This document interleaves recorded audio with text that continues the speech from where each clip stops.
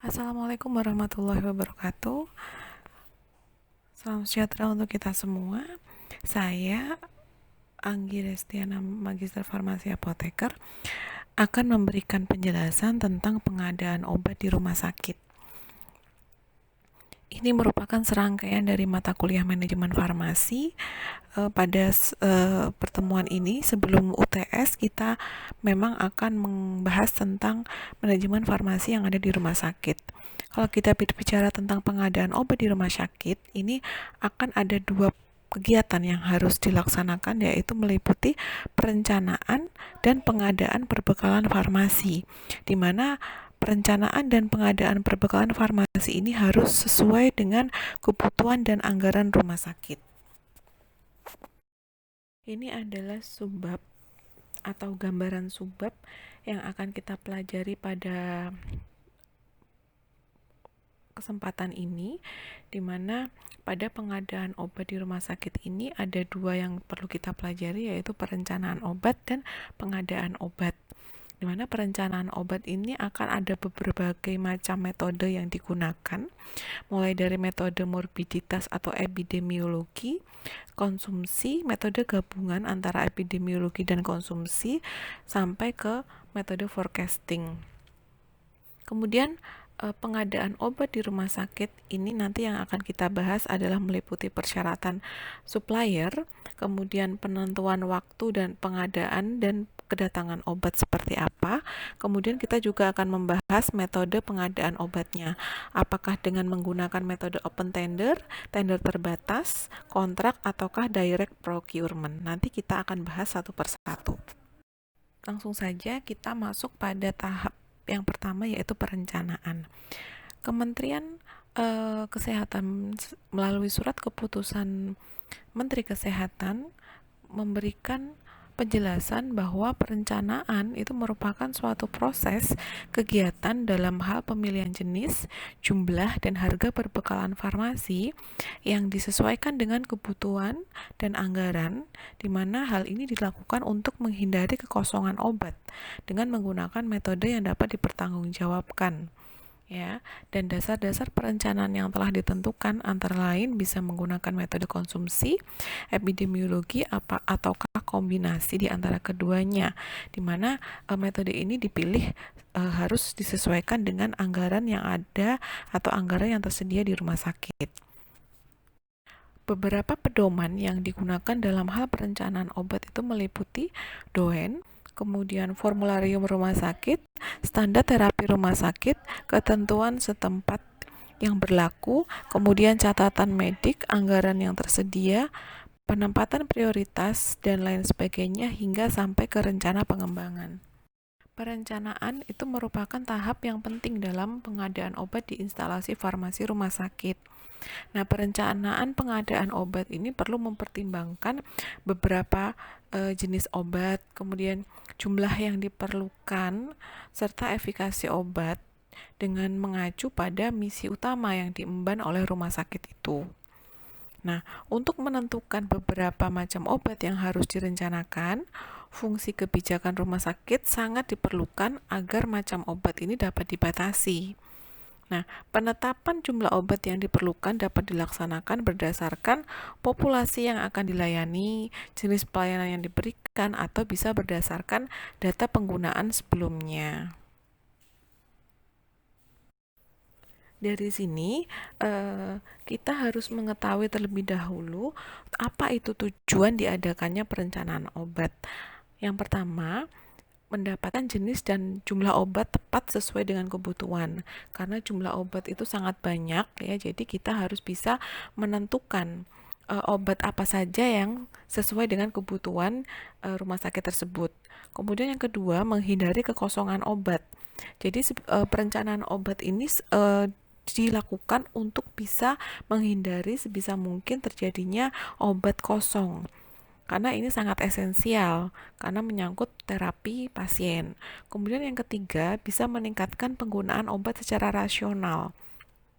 Dan yang keempat, bisa meningkatkan efisiensi penggunaan obat. Karena apa ya? Karena sudah dilakukan perencanaan terlebih dahulu.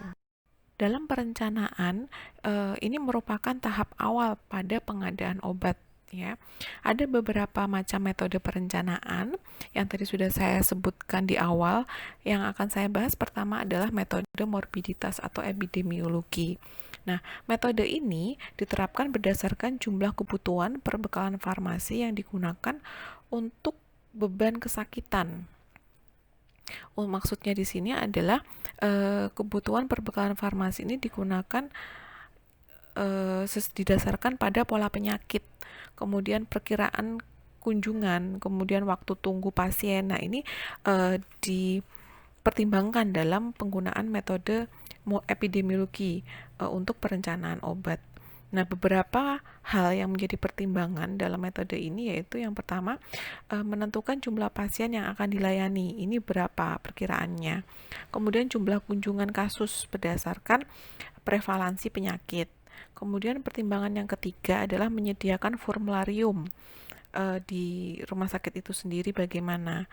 Kemudian menghitung perkiraan kebutuhan perbekalan farmasi dan penyesuaian dengan alokasi dana yang tersedia. Syarat utama jika rumah sakit ingin menggunakan metode ini dalam perencanaan obat adalah rumah sakit harus bisa memiliki standar pengobatan sebagai dasar untuk penetapan obat yang digunakan berdasarkan penyakit, ya.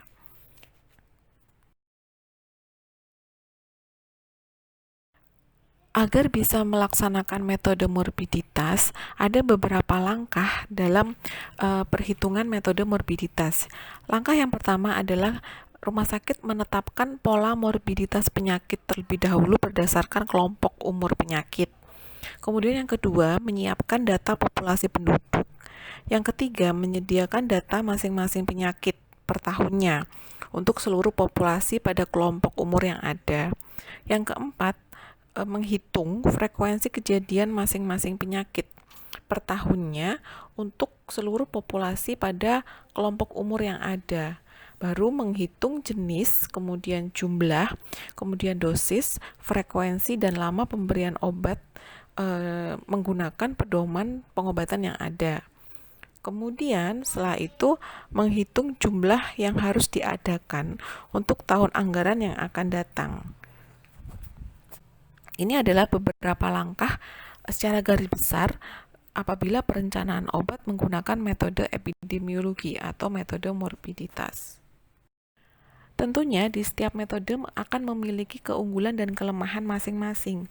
Pada metode ini, keunggulannya adalah yang pertama, perkiraan kebutuhan itu akan mendekati kebenaran karena didasarkan pada pola penyakit yang ada di sekitar. Kemudian waktu tunggu yang sudah pernah ada gitu ya. Jadi perkiraannya akan bisa mendekati kebenaran. Kemudian standar pengobatannya mendukung usaha dalam memperbaiki pola penggunaan obat. Karena di dalam metode ini syaratnya kan rumah sakit harus memiliki standar pengobatan.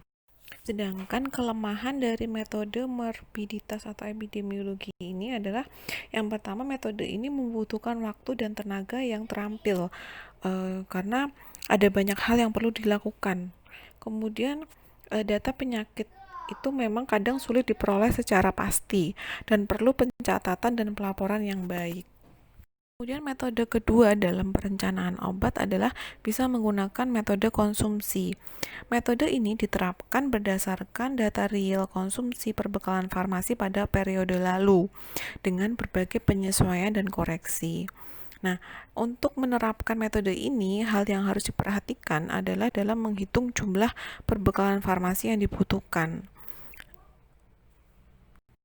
Untuk bisa menghitung jumlah perbekalan farmasi yang dibutuhkan, ini perlu melakukan pengumpulan dan pengolahan data, analisis data untuk informasi dan evaluasinya, kemudian hitungan perkiraan kebutuhan perbekalan farmasi sampai ke penyesuaian jumlah kebutuhan perbekalan farmasi dengan alokasi dana. Jadi harus disesuaikan dengan alokasi dana yang ada. Nah, syarat metode ini dilaksanakan oleh suatu rumah sakit adalah bahwa penggunaan obat periode sebelumnya ini harus dipastikan rasional ya, karena metode konsumsi ini hanya berdasarkan pada data konsumsi saja. Jadi data konsumsi sebelumnya, jadi tidak mempertimbangkan epidemiologi penyakit yang ada di daerah tersebut, hanya berdasarkan konsumsi perbekalan farmasi periode sebelumnya. Ya. Nah, kalau misalnya data obat periode sebelumnya tidak rasional, disarankan untuk tidak menggunakan metode ini karena akan justru mendukung pengobatan yang tidak rasional di rumah sakit.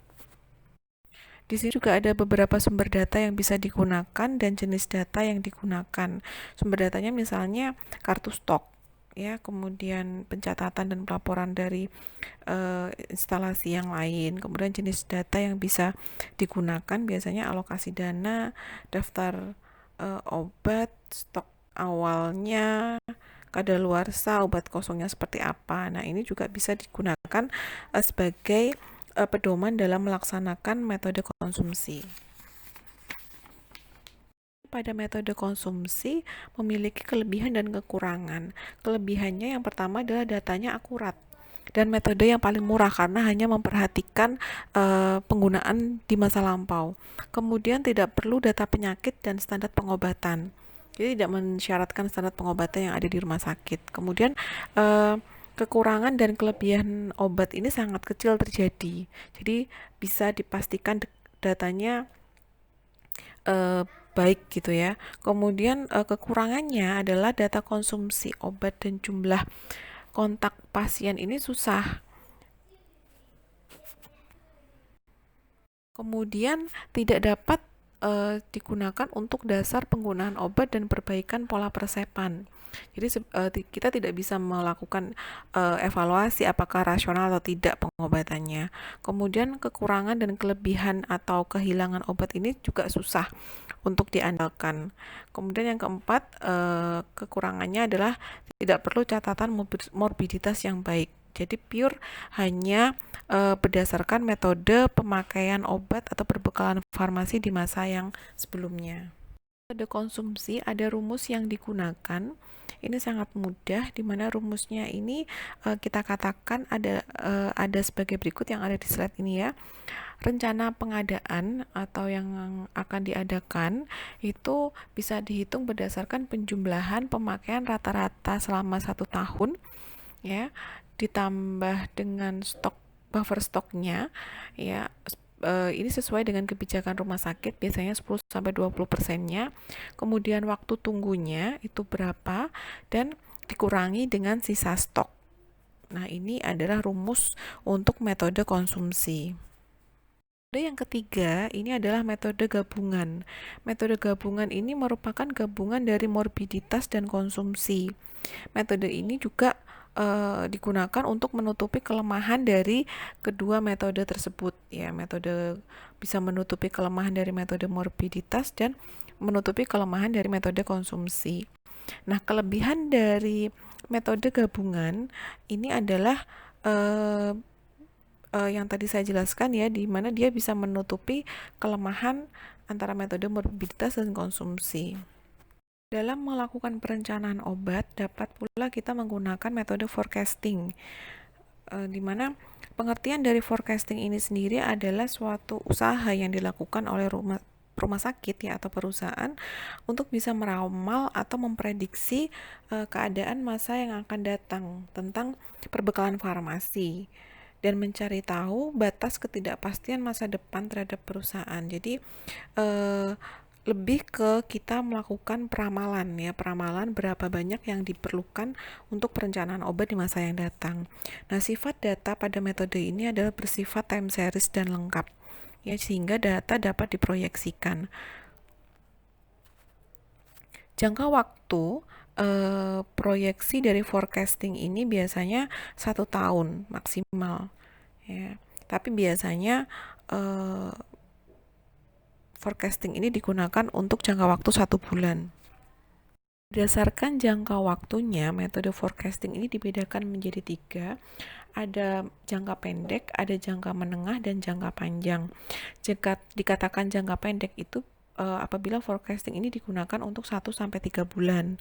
Nah, biasanya ini untuk perencanaan pembelian atau biasanya penjadwalan pekerjaan atau bisa untuk menentukan tingkat produksinya seberapa. Kemudian untuk jangka menengah ini biasanya metode ini digunakan untuk prediksi waktu 3 bulan sampai 3 tahun. Nah, biasanya ini untuk perencanaan penjualan, kemudian perencanaan anggaran dan produksi. Kemudian untuk jangka panjang ini biasanya prediksinya digunakan bisa lebih dari 3 tahun. Nah, biasanya metode jangka panjang ini untuk perencanaan produk baru, kemudian ekspansi pabrik, pengembangan pabrik, investasi modal, penelitian dan pengembangan. Metode forecasting ini tentunya ada kegiatan pengendalian ya. Ada 2 metode pengendalian dalam metode forecasting ini. Yang pertama adalah metode kualitatif dan yang kedua adalah metode kuantitatif. Metode kualitatif ini dilakukan dengan cara pengumpulan pendapat, baik pendapat ahli, survei pasar, dan pengelompokan dalam metode eksploratoris dan normal. Sedangkan untuk metode kualitatif itu ideal untuk situasi dengan data yang minimal. Nah, beberapa model peramalan atau forecasting yang digolongkan pada metode kualitatif itu ada dugaan manajemen, kemudian ada riset pasar, ada juga metode kelompok terstruktur, dan analogi historis. Metode manajemen estimate atau dugaan manajemen ini didasarkan pada pertimbangan manajemen umumnya oleh manajemen senior. Nah, metode ini cocok dalam situasi yang sangat sensitif terhadap intuisi dari satu atau kelompok kecil orang yang karena pengalamannya mampu memberikan opini yang kritis dan relevan. Kemudian metode yang kedua adalah riset pasar atau market research. Ini merupakan metode pengalaman berdasarkan hasil-hasil survei pasar yang dilakukan oleh tenaga-tenaga marketing ya. Nah, metode ini akan menjaring informasi dari beberapa customer atau customer yang potensial yang berkaitan dengan rencana pembelian mereka di masa mendatang. Nah, riset pasar ini tidak hanya akan membantu untuk peramalan, tetapi juga dia bisa meningkatkan desain produk, kemudian perencanaan untuk produk-produk baru, di mana dalam hal ini kalau kita kaitkan dengan farmasi rumah sakit adalah obat baru yang diperlukan oleh pasien. Kemudian metode yang ketiga adalah metode kelompok terstruktur. Ini merupakan metode atau teknik peramalan berdasarkan pada proses konvergensi dari opini beberapa orang atau opini dari beberapa ahli yang diambil secara interaktif tanpa menyebutkan identitasnya. Nah, ini adalah metode kelompok terstruktur. Metode analogi historis ini merupakan teknik peramalan berdasarkan pola data masa lalu dari produk-produk yang dapat disamakan secara analogi. Metode kuantitatif itu terdiri dari 4, yaitu single moving average, kemudian single exponential smoothing, kemudian trend projection, dan metode dekomposisi. Adalah metode single moving average. Metode ini diperoleh dengan cara merata-rata permintaan berdasarkan beberapa data masa lalu. Tujuan dari penggunaan teknik ini itu untuk mengurangi variasi acak permintaan dan ini hubungannya dengan waktu. Nah, capaian dari metode ini adalah merata-ratakan beberapa nilai data secara bersama-sama dan menggunakan nilai rata-rata sebagai ramalan permintaan untuk periode yang akan datang.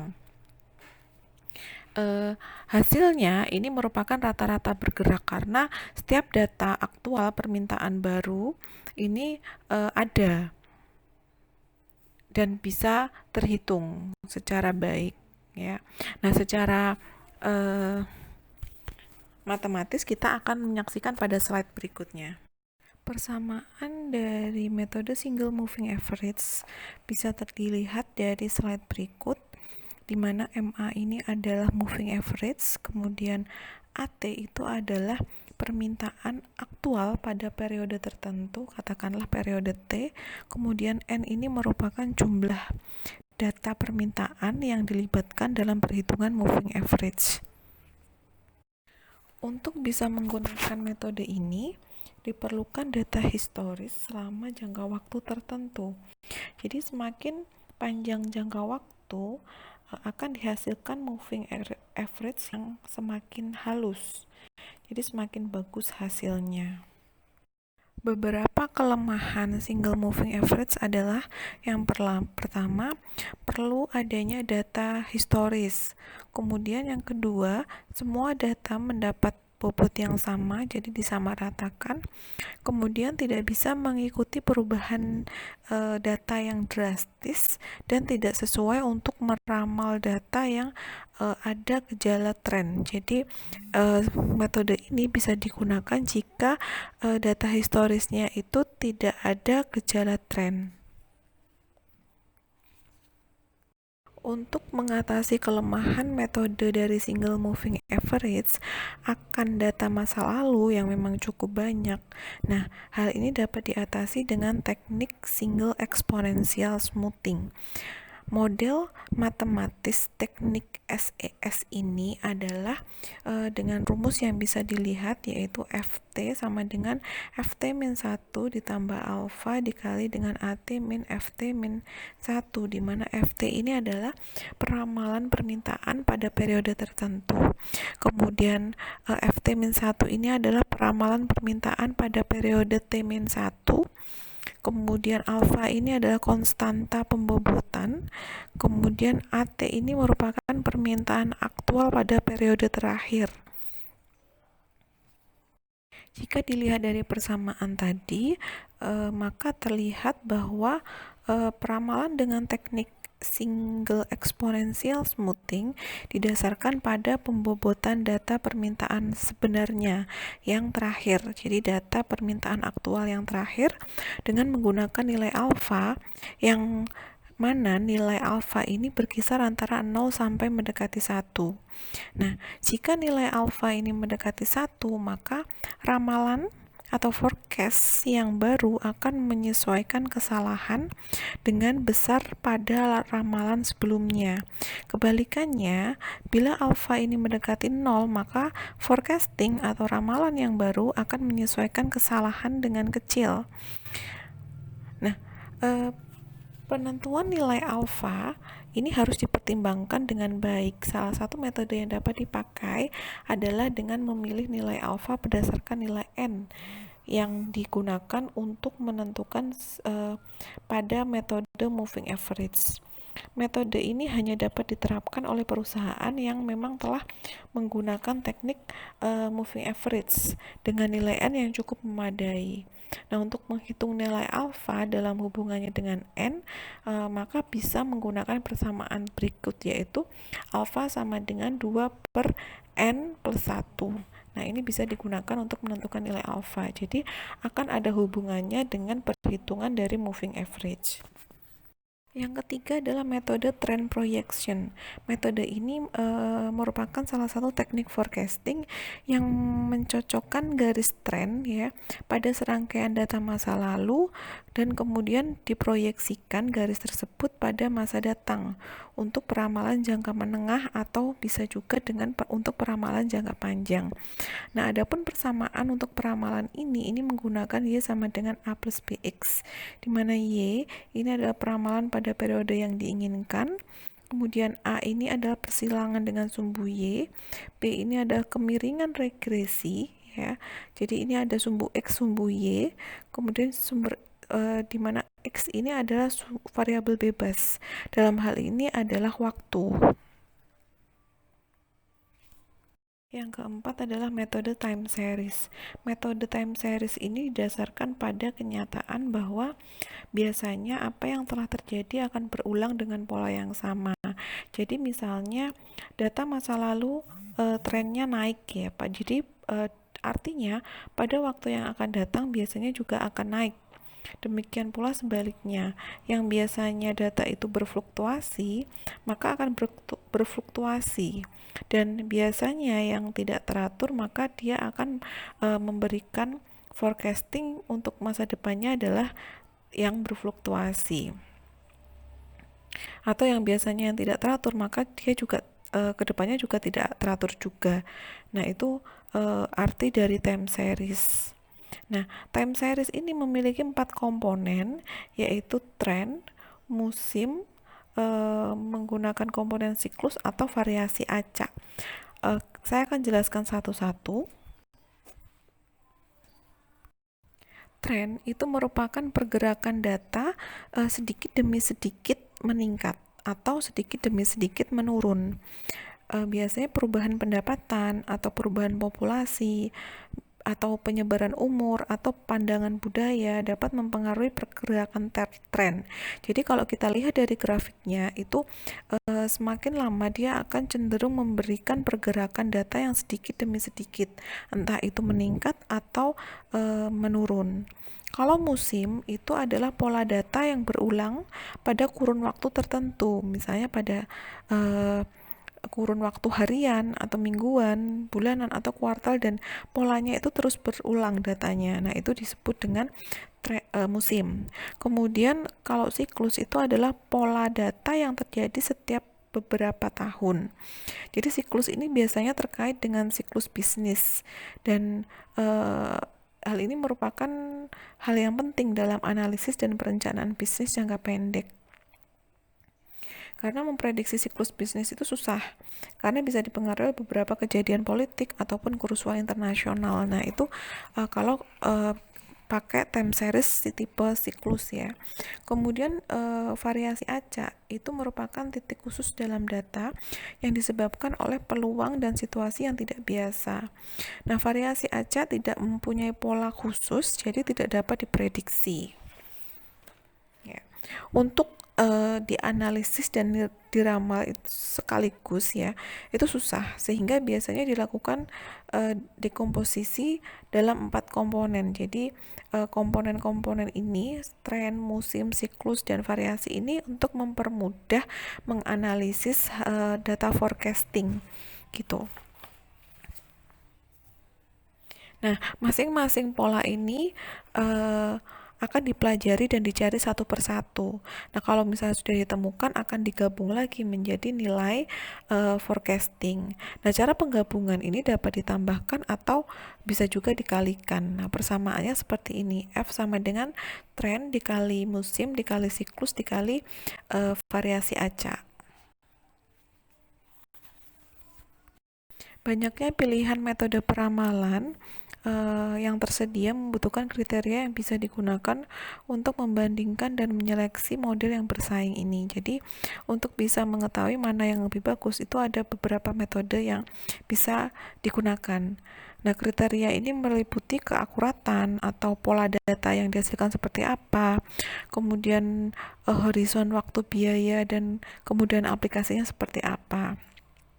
Nah, untuk menyatakan keakuratan model ya dapat ditentukan dengan menggunakan beberapa ukuran kesalahan peramalan. Biasanya menggunakan mean absolute deviation atau kalau kita singkat MAD. Kemudian bisa juga dengan menggunakan mean square error atau MSE. Kemudian menggunakan standard deviation of regression atau kita singkat SR, dan bisa menggunakan mean absolute percent error atau MAPE. Nah, dua metode yang sering digunakan dalam menghitung kesalahan dan biasanya ditemukan di jurnal-jurnal penelitian internasional itu adalah metode MAD dan MSC. Kemudian untuk MAD ini adalah ukuran pertama kesalahan keseluruhan untuk semua model. Nanti akan saya jelaskan pada slide berikutnya. Ini adalah MAD. MAD atau mean absolute deviation ini adalah ukuran dari kesalahan forecasting, di mana dia berdasarkan ukuran pertama kesalahan keseluruhan untuk semua model. Jadi nilai ini dihitung dengan mengambil nilai absolut dari tiap kesalahan peramalan dibagi dengan jumlah periode data. Jadi periode data ini untuk berapa periode. Nah, itu. Jadi kalau dirumuskan dengan persamaan, maka MAD sama dengan sigma dari data aktual dikurangi peramalan dibagi dengan N. Kemudian untuk yang MSE atau mean square error ini adalah cara kedua untuk mengukur kesalahan pengukuran keseluruhan, di mana MSE ini merupakan rata-rata selisih kuadrat antara nilai yang diramalkan dan yang diamati.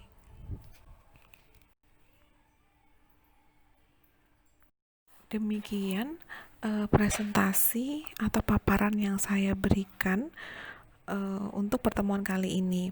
Pertemuan kali ini kita hanya membahas pada bagaimana cara seorang farmasis itu bisa melakukan perencanaan pengadaan obat. Untuk bab selanjutnya kita akan membahas tentang pengadaan obat di rumah sakit. Nah, nanti akan saya berikan pada bab 4. Demikian, semoga bermanfaat dan dirasa cukup jelas. Jika tidak jelas, silakan bertanya pada kolom pertanyaan yang sudah disediakan, begitu ya. Wassalamualaikum warahmatullahi wabarakatuh.